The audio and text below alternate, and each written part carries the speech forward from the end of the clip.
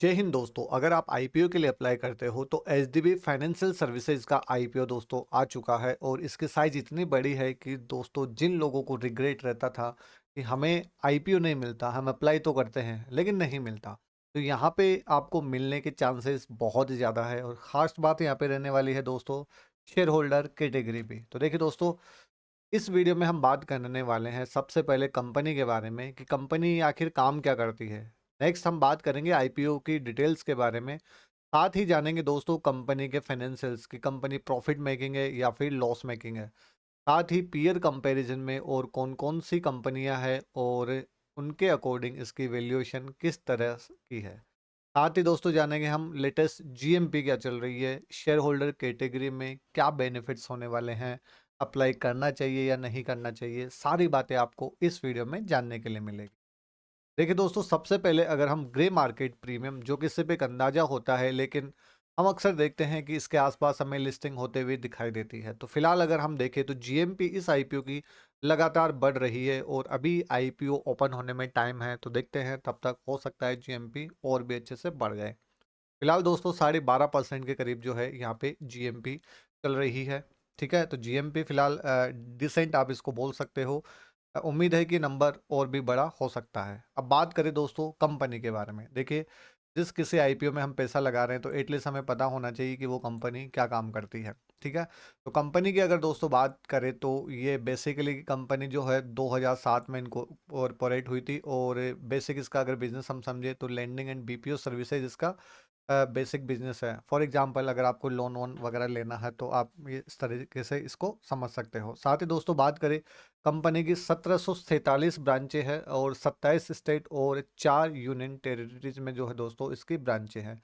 वहीं बात करें दोस्तों कंपनी की पेरेंट कंपनी कौन सी है, तो एचडीएफसी बैंक का दोस्तों आपने नाम सुना होगा, वहीं इसकी पेरेंट कंपनी है। क्लियर। नेक्स्ट दोस्तों बात करें आईपीओ की डिटेल्स के बारे में, तो ये जो आईपीओ है दोस्तों 25 तारीख से इसमें अप्लाई करना स्टार्ट हो जाएगा और इसकी जो लास्ट डेट रहने वाली है वो 27 तारीख रहने वाली है। आईपीओ का जो इशू प्राइस है दोस्तों वो 700 रुपये से लेकर 740 पर शेयर रहने वाला है। रिटेल कैटेगरी की अगर बात की जाए तो 35% यहाँ पे कोटा रिटेल कैटेगरी के लिए है। आईपीओ का साइज जैसा कि मैंने आपको कहा था बहुत बढ़िया यहाँ पे आईपीओ का साइज रहने वाला है दोस्तों। 12,500 करोड़ का आईपीओ का यहाँ पे साइज है, जो कि बहुत बड़ा नंबर है, जिसमें 10,000 का ऑफर फोर सेल रहने वाला है। मतलब जो भी इसके एग्जिस्टिंग प्रमोटर्स है वो अपना माल यहाँ पे बेच देंगे। ठीक है, फेस इशू यहाँ पे 2,500 करोड़ का होता है। कई आईपीओ हम देखते हैं सभी कम साइज के हमें देखने के लिए मिलते हैं। फेस वैल्यू यहाँ पे 10 रुपये पर शेयर रखी हुई है। फिलहाल प्रमोटर होल्डिंग 94.32% है और जैसे ही आईपीओ मार्केट में आ जाएगा, लिस्टिंग हो जाएगी, तब इसकी जो है अपने पास में प्रमोटर होल्डिंग 74.19% रह जाने वाली। अब चूंकि 27 तारीख आईपीओ में अप्लाई करने की लास्ट डेट है तो आईपीओ का अलॉटमेंट दोस्तों 30 तारीख को आ जाना है। रिफंड 1 तारीख से स्टार्ट हो जाएगा और आईपीओ की लिस्टिंग है 2 जुलाई, है ना। मतलब करीब करीब एक वीक का जो है पूरा गेम हमें यहाँ पे देखने के लिए मिलने वाला है।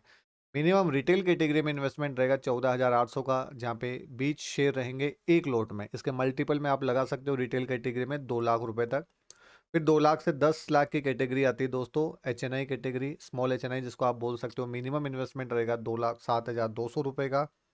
वहीं बिग एचएनआई की दोस्तों बात करें तो वहाँ पे 10 लाख प्लस, और ये जो अमाउंट रहेगा मिनिमम जो है 10,06,400 रुपये का रहेगा, है ना। तो आप अपने अकॉर्डिंग जो है जिसमें भी आप लगाना चाहो पैसा उसमें आप यहाँ पे इन्वेस्ट कर सकते हो, अगर आपको चीज़ें समझ में आती है तो।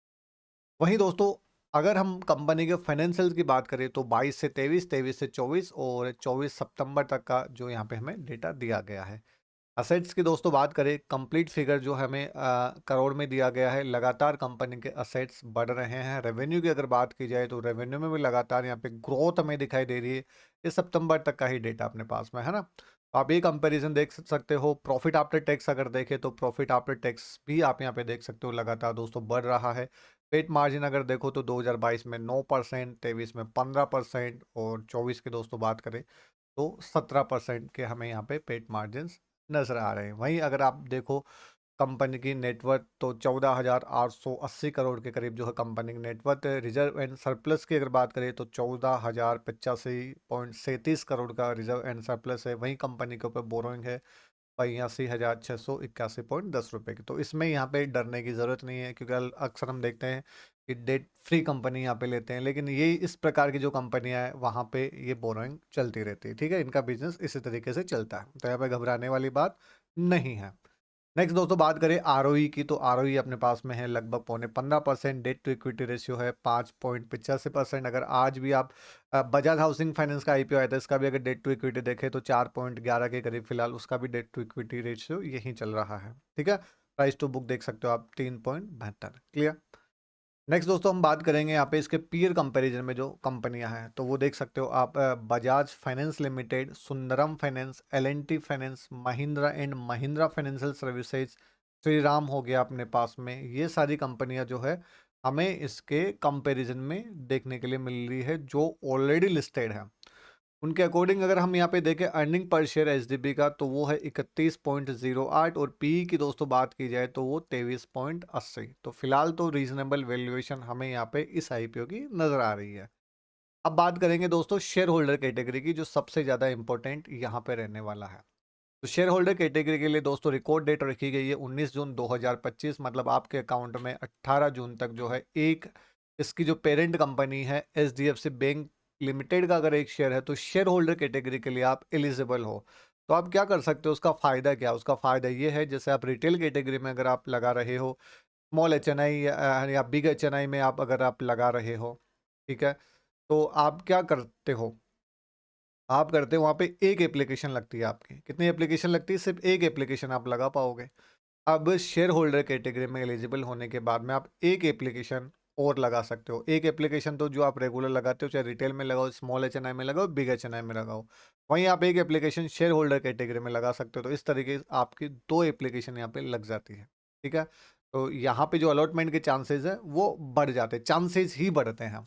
अब नेक्स्ट इंपॉर्टेंट बात दोस्तों अगर हम करें, इस आईपीओ के लिए अप्लाई करना चाहिए या नहीं करना चाहिए और इंपॉर्टेंट अलॉटमेंट के चांसेस हम कैसे बढ़ाएं, वो वीडियो के एंड में मैं आपको बताऊंगा। तो उससे पहले अगर हम बात करें तो देखिए कंपनी का सेक्टर बढ़िया है, कोई दिक्कत नहीं है। जीएमपी फिलहाल ठीक ठीक चल रही है, उम्मीद है कि और भी बढ़ सकती है जीएमपी। वैल्यूएशन कंपनी की रीजनेबल है, फाइनेंशियल्स कंपनी के अच्छे हैं, इनका लिस्ट भी आना बाकी है। तो अगर मेरी बात करें तो मुझे कंपनी फ़िलहाल मतलब बहुत अट्रैक्टिव लग रही है, तो मैं खुद तो इस आईपीओ के लिए सब्सक्राइब करूंगा। बाकी मेरी ओर से किसी तरीके का कोई रिकमेंडेशन नहीं है आपको इस आईपीओ के लिए अप्लाई करना है या फिर नहीं करना है। तो समझ के अपना खुद का डिसीजन ले। हाँ, वीडियो में दी गई जानकारी अगर आपको अच्छी लगी हो तो प्लीज़ चैनल को जरूर सब्सक्राइब कर सकते हो। बात करते हैं अलॉटमेंट के चांसेज के। देखिए दोस्तों, अलॉटमेंट के चांसेज यहाँ पे चूंकि अगर आईपीओ ओवर सब्सक्राइब मिल ही जाता है जिसका जीएमपी ठीक ठीक चल रहा होता है, तो यहाँ पे ओवर सब्सक्रिप्शन केस में क्या होता है, लॉटरी सिस्टम चलता है। तो अब लॉटरी सिस्टम में क्या होता है दोस्तों, लॉटरी सिस्टम में जब आप लगाओगे तो जिसकी लॉटरी निकलेगी उसी की लॉटरी निकलेगी, बस वहाँ पे चांसेस हमें बढ़ाने हैं। तो चांसेज यही है, कोई ट्रिक वगैरह स्पेशल होती नहीं है। चांसेस क्या है कि अगर मैं एक एप्लीकेशन लगा रहा हूं तो मैं कोशिश करूंगा कि मेरी फैमिली के जो अदर मेंबर है, 3-4 जो भी है, मान के चलो 4 मेंबर है, तो मैं सभी के डीमेट अकाउंट से एक एक एप्लीकेशन लगाऊंगा और इस तरीके से मैं 5 एप्लीकेशन लगा दूंगा। तो एक कोई इंसान है वो एक एप्लीकेशन लगा रहा, मैं यहाँ पे 5 एप्लीकेशन लगा रहा हूँ, तो लॉटरी मिलने के चांसेस यहाँ पे ज़्यादा होते हैं। ऐसा नहीं कि फिक्स है, हो सकता है 5 वाले को एक भी ना मिले और एक वाले को एक मिल जाए। ठीक है, चूंकि लॉटरी है। बस हम यहाँ पे कोशिश करते हैं अपने चांसेस बढ़ाने की, तो चांस बढ़ाने का यही बेस्ट तरीका है। 5 आपके मेंबर हो फैमिली के में, तो आप 5 यहाँ पे एक 5 एप्लीकेशन और लगा सकते हो कि उसमें शेयर होल्डर कैटेगरी में अगर आप एलिजिबल हो तो टोटल एप्लीकेशन कितनी हो गई, 10। ठीक है, तो इस तरीके से जो आप यहाँ पे अपना अलॉटमेंट के चांसेस सिंपली बढ़ा सकते हो। आई होप दोस्तों वीडियो में दी गई जानकारी आपको अच्छी लगी हो। अगर वीडियो में दी गई जानकारी आपको अच्छी लगी हो तो प्लीज़ चैनल को सब्सक्राइब कीजिएगा, प्यारा सा कमेंट जरूर कीजिएगा। साथ ही बताइएगा अगर आप इस आईपीओ के लिए अप्लाई करने वाले हो तो कौन से कैटेगरी में कितनी लोड के लिए आप इस आईपीओ के लिए अप्लाई करोगे।